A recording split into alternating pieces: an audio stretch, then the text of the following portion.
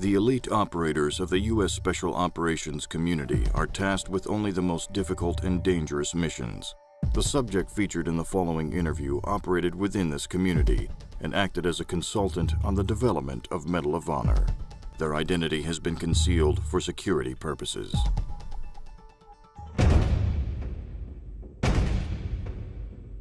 I had a teacher, in high school reading about history, and I remember telling her, because I was kind of a smart ass, and I told her, I don't want to read about somebody else. I want to make history. I want to do it.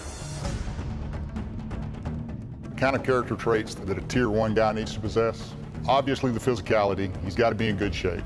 He doesn't have to be the strongest guy, but he's got to be a guy that probably is well above average. Intelligence-wise, they got to be smart guys. In the big Army, you're more of a hammer. It's a large instrument. When you start talking about the Tier 1 elements, it's much more of a scalpel approach. You're trying to do something very surgical. You're trying to do things with the most precise element that you can bring to bear. And a lot of times that can be just a single Tier 1 operator. No telling what he had to do to get to that point so that he could go through that door, so that he could confront a guy with a gun who wants to kill him.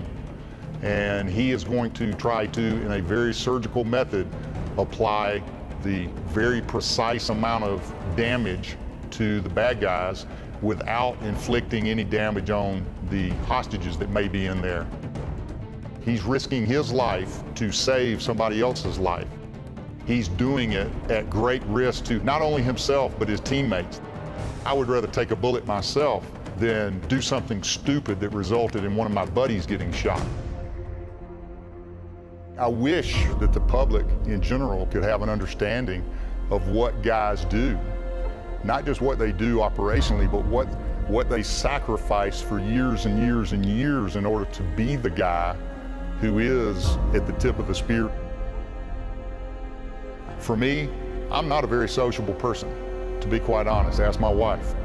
I don't consider a lot of people friends, but if you're any innocent person that's in harm's way, we wanted to be the guys that came and tried to do their best to stop the bully.